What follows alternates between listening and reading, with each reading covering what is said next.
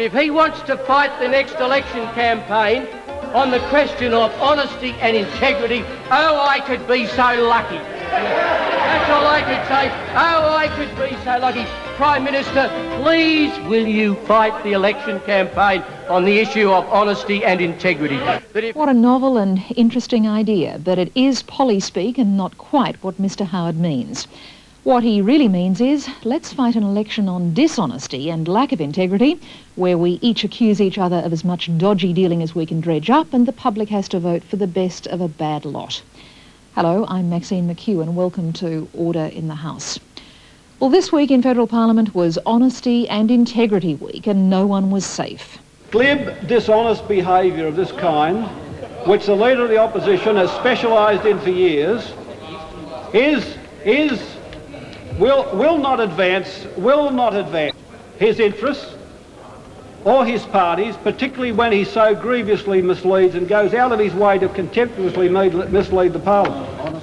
The trigger for wholesale defamation and bargain basement slander, all under parliamentary privilege of course, was accusations of defamation and slander by the Liberal Party in its campaign to win Ros Kelly's old seat in Canberra by the use of the controversial technique of push polling. Now, Mr Speaker, Order. Howard may laugh at this absolutely putrid technique of dishonesty, this putrid Order, dishonesty. those on my left. He may laugh, but the electorate will hold him accountable for the introduction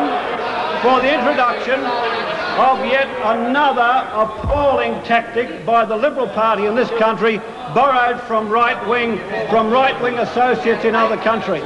Mr Howard called it self-indulgence, but he jumped at the chance to return to the 60s. You roarted your pre-selection and you know it. And you were aided and abetted by danger man Laurie Brereton. You will resume your seat. You will resume your seat. You will resume your seat. The House will come to order.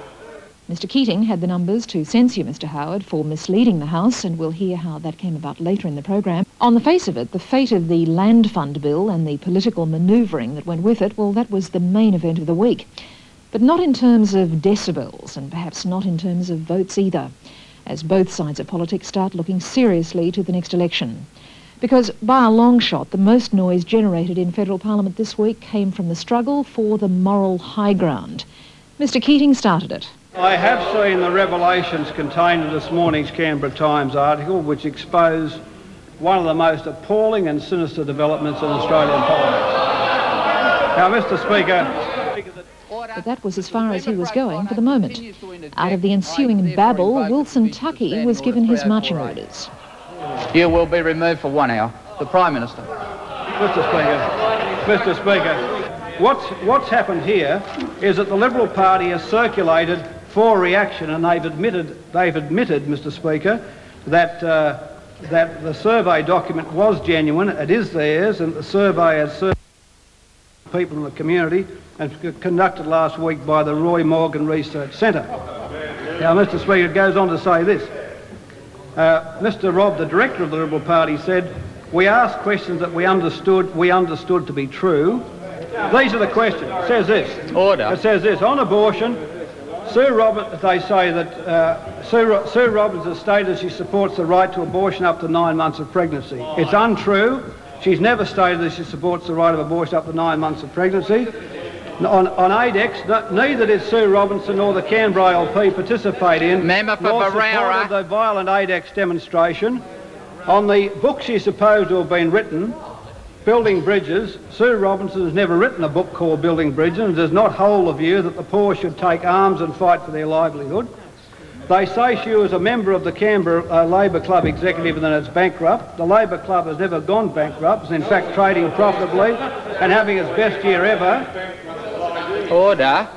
They make allegations about her association with the issue known as VITAB, and she makes clear she gave full and frank evidence to the Committee of Inquiry into VITAB, and the committee found no evidence of wrongdoing or illegal or improper behaviour on her part, and it goes on. they say at the beginning of the questionnaire, all of the statements I'm going to read to you are true. I intend to refer this matter to the Minister for Administrative Services for reference to the Order. To the Electoral Commissioner to see if it's in breach of the Electoral Act, to see if it is in breach of the Electoral Act.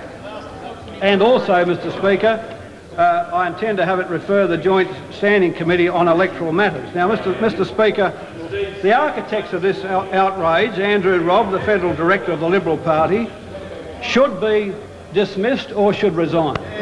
Should be dismissed. And the Leader of the Opposition, if he is compliant in this technique, he should disown it and apologise or force Mr. Robb to resign.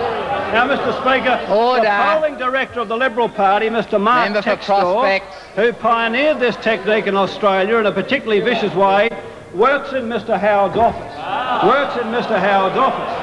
Mr. Speaker, the policy of the party's been honest. Member for Gilmore. Dull but honest. Now, Mr. Speaker, it's dull but Member dishonest. for McKellar. Dull and dishonest. And here we have a whole lot of defamatory allegations made against a person to spread around to 300 or 400 people a couple of months before a poll to influence the way the election is being held. Taken off the grubbiest techniques employed by the right in the United States, and which are now being employed by the Federal Director of the Liberal Party, but we don't know whether knowingly or otherwise by the Federal Leader of the Liberal Party, John Howard. Let him say Member whether for Barara has already been called to order once. Operating with his knowledge and support. Does John Howard believe, who wants to paint himself as Honest John, is this the sort of honesty that we can expect in Australian politics from the alternative government?